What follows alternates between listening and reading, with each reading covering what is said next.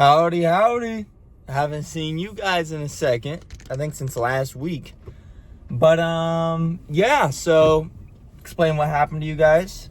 So, I was recently injured with a sprained ankle. As you guys know, I think I told you that in my last video.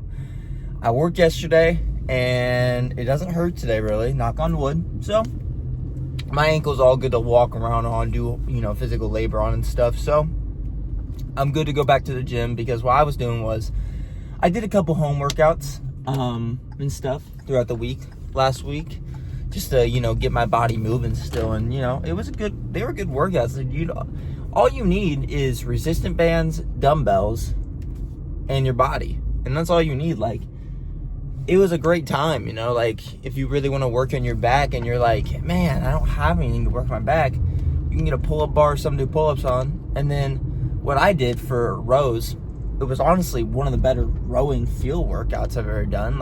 And it's, it's hard to do progressive overload on like resistant bands and whatnot. But I was doing this workout where I would grab, because it was like a handle resistant band where they had handles in each end. So if you wanted to do like flies or curls or something, but I grabbed the rope part, and what I would do is I would sit up like I'm doing a cable row, and I would, put the one handle around like this part, and then wrap the resistant band around. We have like a bike downstairs, so I would wrap it around there, and I would pull the resistant band closer, and then I would go a little bit farther out, and then pull that in, and then pull that in, and then continuously go up. And then when I can't pull it because the teeth are going to snap, or I'm not getting that full on the way back, then I would go back, and then I would go this way, and I would pull, and then I would pull closer to my body. And it was just a great little back workout overall. So today, honestly, just because my last couple weeks got so messed up, we're gonna change up my split a little bit. And honestly, I'm thinking about really changing up just to have fun with it. I think today will be chest and biceps. That's super weird to say, but how about think about it as this, right? It's going to be something new I've never done before, but you hit your triceps, right? You hit your triceps on chest already, and your triceps might be tired. Your elbows, for me especially, I get elbow pain if I do too much like tricep work. So this will really just allow me to get my triceps prepared for when I want to isolate them on back day, right? And then with biceps, your back, since I don't use straps anymore because, I have forearm pain that's connected with my elbow. It's a bunch of BS, but because my forearms weren't as strong because I kept using straps, it's like straps are great and all, but you really are missing out a lot of potential gains when you're using straps. Like you're gaining a bunch of gains when you use straps, but you're also not going to gain as much like forearm arm gains, right? You may be saying, well, I want to isolate my back. If you don't use straps for the longest time, and then you use them for the longest time, and then you go back to not using straps, it's like you never used them before. And honestly, I think my grip strength is pretty strong, and I never really feel like my bicep or forearms, knock on wood, giving out before my back. That might happen today, which I really hope not, because that is one of the worst feelings. Like, when you're a beginner in the gym, your forearms and biceps take over so much of your back movement. It sucks. But as you get more intermediate and advanced in the gym, you start kind of gaining that strength in your forearms and stuff. But, yeah, I'm just super excited to be able to, hit the gym today. Like, I'm not taking this gym stuff and walking around normally and everything for granted ever again. Like, I don't think I really ever was, but I wasn't thinking about it, how nice it is to be able to do normal day-to-day things for myself. And like, we just got a puppy, me and my fiance, and I wasn't really able to help her because I needed to rest my foot, I needed to ice it, elevate it and stuff, and I'm still doing those things. But like, if I need to, walk up the stairs and do some laundry or, whatever not, I can do that. But while, I was in bed, pretty much bed rested because I couldn't put pressure on that foot yet, it sucked because she had to do all the work and I couldn't do much, and I was just playing video games, which that's fun and cool, but it gets to a certain point where it's not as enjoyable, and you're just kind of doing it to pass by the time, which it goes by quick, especially if you have a fun game that you like. Like, the game I grinded a lot was Fallout 4. I've played the game multiple times, but I never really beat it. I just kind of got, like, bored with it because what I would do, which is my own fault for playing it that way, but I'm not the biggest builder when it comes to games. Like, in Minecraft or Fallout 4 or whatever, I like building, like, a starter home, like something I can store my loot in and stuff, but I like progressing in the game. And what I would do is, I thought it was essential to go to, like, Sanctuary, and this is going to sound all foreign if you've never played the game. I recommend it. It's a great game. But I would just build and build and build for my Sanctuary because their happiness would be low, and I thought they were going to leave, or I would fail a quest or something or whatever not. But that wasn't the case. So I just kind of made myself bored, but I've actually played the game how I want to now because I know it's not essential to do that, other than I just store my loot places. Because my buddy, I wasn't even thinking about it. This is gonna sound so foreign, but if you've never played the game, but I will go to vendors and stuff in, like, Diamond City and be like, if I have too much loot, like I'm carrying way too much for myself, I would just, like, sell the stuff that I'm never gonna use. And I've probably lost so many cool weapons because of that I just sell. Like, I have, like, duplicates of them pretty much, like missile launchers and Fat Mans and stuff, but I could have, like, 10 Fat Mans by now probably if I didn't sell them. But now I have, like, 2. But, and I just store those, because what I was doing is I would carry around, like, 8 different weapons with me at all times in those slots, because it gives you, like, actually it was like 12. I would carry 12 individual weapons, all filling up all those slots. And I'm just thinking in my head, like, why am I doing this? I'm only using, like, 2 or 3 of these weapons, which I just got this really cool weapon. It's called the Tesla Cannon. It's so dope. It's like this semi-automatic bazooka that shoots electricity, and there's an upgrade you could do on it. And it's like, if you ever played Call of Duty Zombies, it's called the Wonder Waffle. And it's this weapon where, like, if you shoot it, it, like, targets. It's like a chain event where one zombie and then another zombie and then another zombie all in this one chain. And there's an upgrade that you can do in the game like that. But it's a really dope game. I recommend Fallout 4. I recommend any of the Fallouts, but if you want, I think, honestly, like, a good starter Fallout, because the other ones, they're good. I haven't really played them much, so you're kind of getting off a dude who's biased because he's really only played the 4th one. I played the 3rd one and a little bit of New Vegas, but I only played a couple hours maybe of those games. But I've played a bunch of Fallout 4. But I just think overall, it's a really good game for, you know, shooters and, you know, all that. I'm getting so off topic right now, but I've just been so involved and in love with that game currently. But, yeah. Going on to the workout, though, because that's what this channel's about.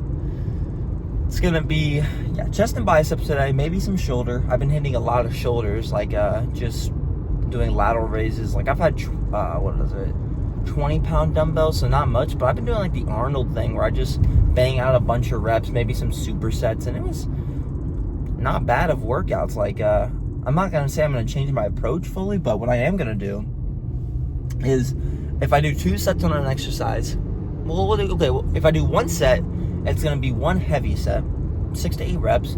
If I do 2 sets, the first set will be a 6 to 8 rep, and then an 8 to 15 rep.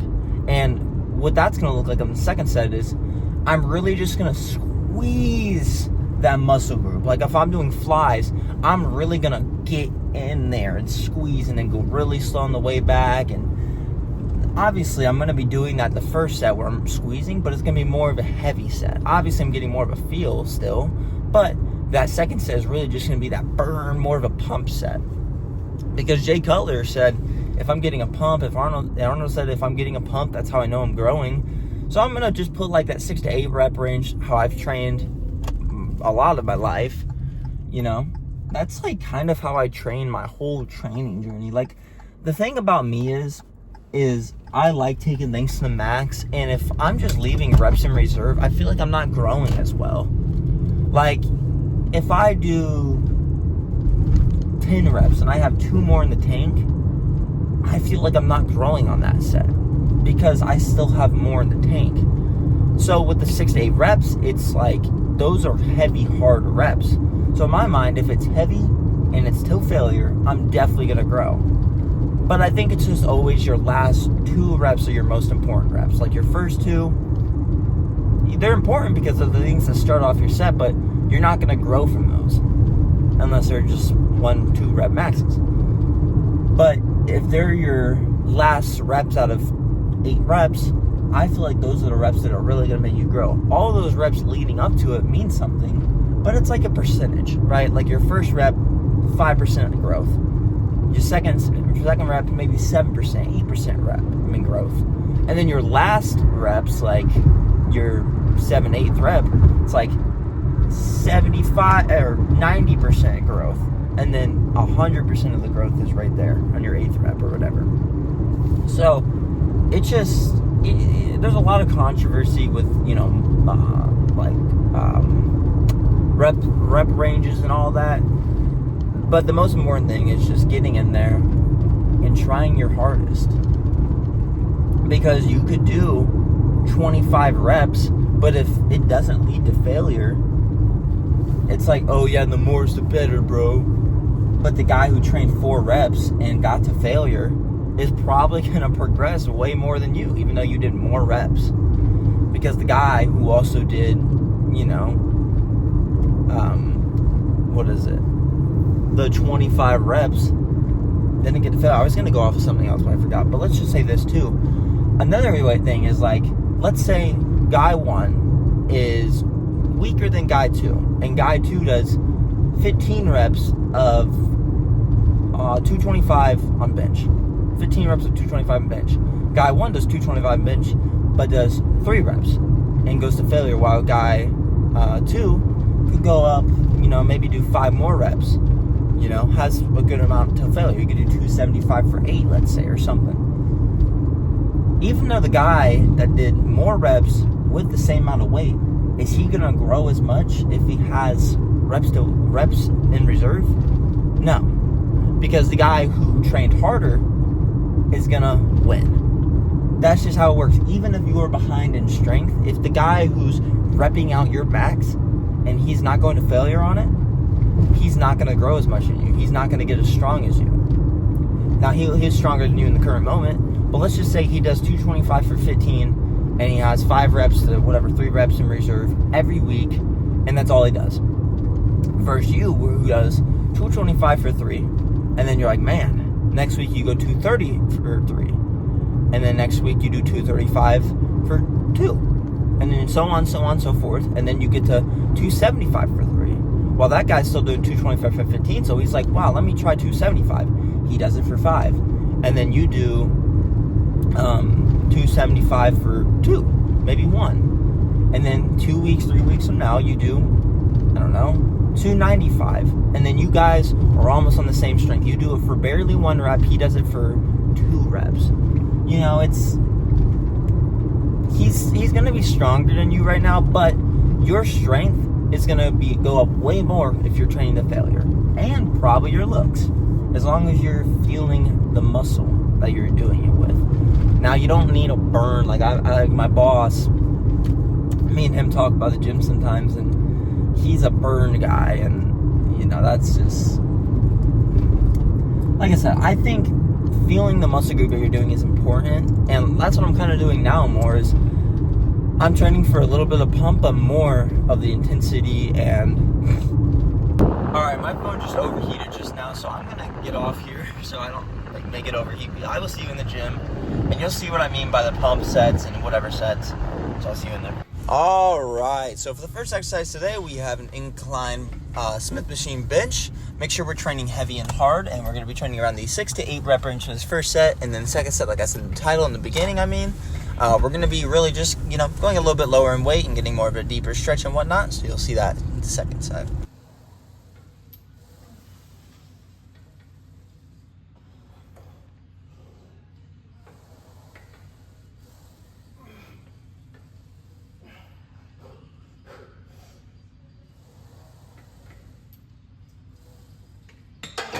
So as you'll see now, we're just going to be going a little bit lighter, and we're going to have our arms a little bit closer to the bar, and that way we're just getting a better, like, I think, contraction, better squeeze at the top, and you can just do the deep stretch.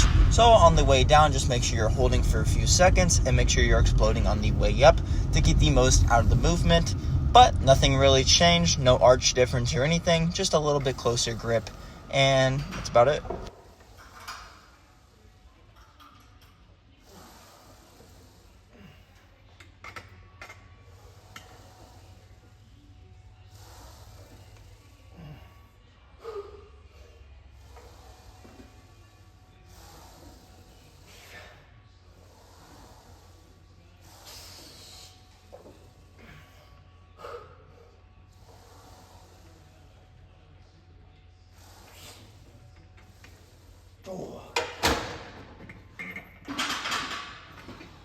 And now we're going to be focusing on the mid and lower pec.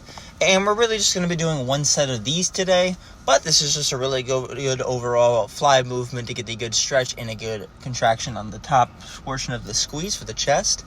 But make sure you're just doing a little bit of a crossover, not too much exaggerated, because you want to be going a little heavy on these still.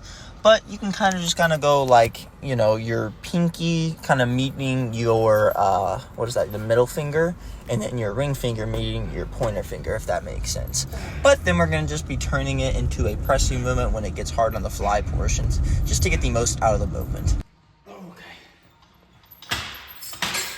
And now we're going to be doing 2 sets of this neutral grip right here, and then you're going to be switching it to just more of a pressing bench press grip. But this neutral grip right here is going to be hitting a little bit more triceps, but mainly still always just chest and a little bit of shoulders whenever you do this. But make sure you're training hard and training around the 6 to 8 rep range. Once again, training till failure.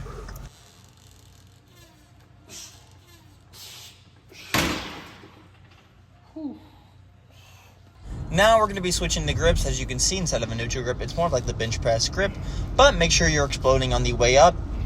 And the only difference is obviously the grip and the weight. And another thing is we're going to be doing a rest pause thing. So what we're going to be doing is we're going to be going train to failure. And on this set particularly, it's like almost a drop set where you take a second or two just to pause at the top after you can't do any more reps after that first initial bump. And then you're going to be banging out the rest of failure, just like this. So I reset for about, a few 5 seconds or whatever, and then I'm right back to it, training to failure.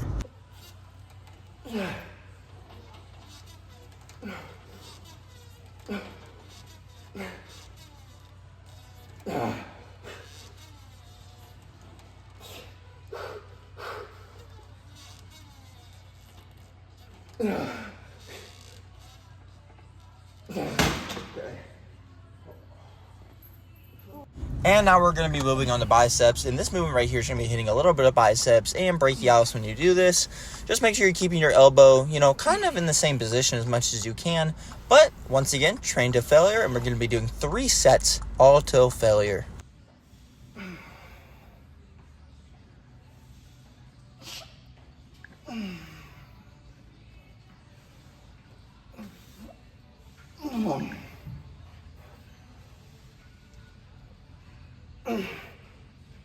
Okay.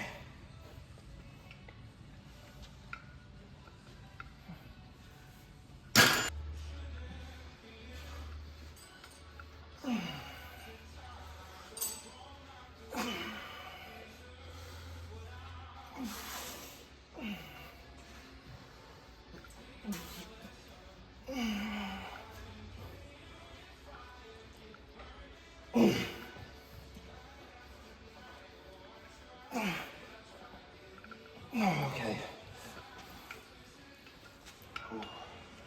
Now, the only difference right here is I just kind of tried this. It's not my favorite. I used to do it somewhat, but I try to reach the barbell closer to my chin and a little bit towards the top of my head. But it wasn't my favorite, so I just switched it up as you see right here. But the third set, we're going to be just going lighter, just getting a little bit more of a stretch and squeeze and just getting a few more reps. But same thing, same essential things, which is just put a failure.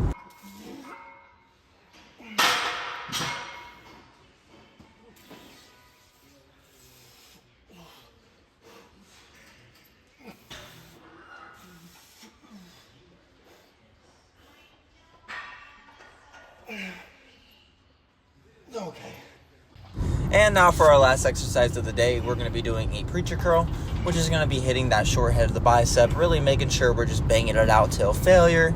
And we're going to be doing 2 sets, making sure we keep our posture relatively up, but make sure you're just trained to failure, and that's the most important thing about all of this.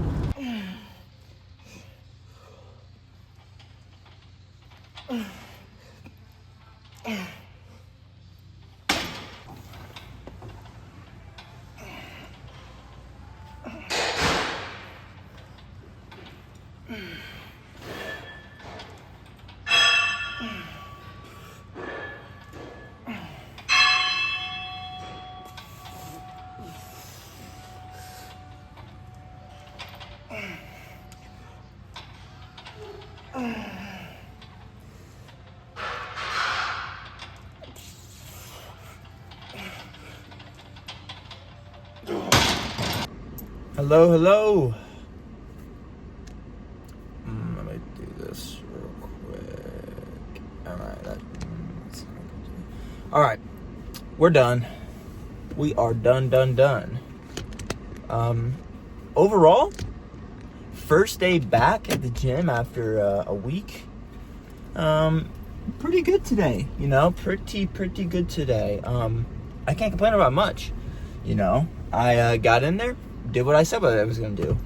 If I did 1 set, it was going to be a hard, intense, obviously I'm going to feel the exercise set, but more just getting that strength up and stuff. The second set would be more of a feel set, more reps, just more squeeze and more stretch and stuff. Did that. And then if I did a third set, it was going to be just another kind of a little less weight, but more kind of squeeze. So, and stretch. But overall, I think that's the way I'm going to be lifting from now on. I think that's a really good way to work out, because sometimes I can admit I'm not always entirely engaging all the muscles that I should be engaging. Like sometimes on a pressing chest movement, I'm not always getting the best chest feel. I'm getting more shoulder, maybe some tricep. So that second set allows me to try again and be able to execute it more, right? And then just perfect that form too. Like Phil Heath, when he was working out with Will Tennyson a while ago, I learned tips from him, just about like form and everything. But he was like, a lot of people, they do this with their tricep push downs, but they feel their muscle groups, like their shoulders, their biceps. We don't want to feel anything else besides the tricep. And what he would do is he would just literally be super strict, low weight, like 50, 60 pounds on a tricep push down to failure. And he was like, that's just the way I've perfected my form and the way I got big arms and stuff. And I like doing both approaches, where you're getting more strength and stuff out of the first set because you have more energy, obviously. And then the second set, you're more fatigued and maybe you didn't rest fully enough. So you just do a little bit lighter and then you get more of a squeeze. And then you get a better pump and stuff from it. So it's like, in reality, who's to say both those sets weren't entirely worth it if they were both a failure? That's what I was saying to you guys in the very beginning portion of this lift, just in the car ride. It was just, make sure you're training to failure and you're going to get results, no matter how many reps you really do, unless it's a crazy amount, like 20 plus. Then you're kind of getting to the, more cardiovascular health training. But, yeah, man, just have fun in there. So if you like training 15, 20 reps a set, do it. If you like training 1 to 5 reps a set, do it. Do what you have fun doing, and will make you progress. Because if you're not progressing, you're not going hard in the gym. So, with that said, I'm done here, and I hope you guys have a very blessed day.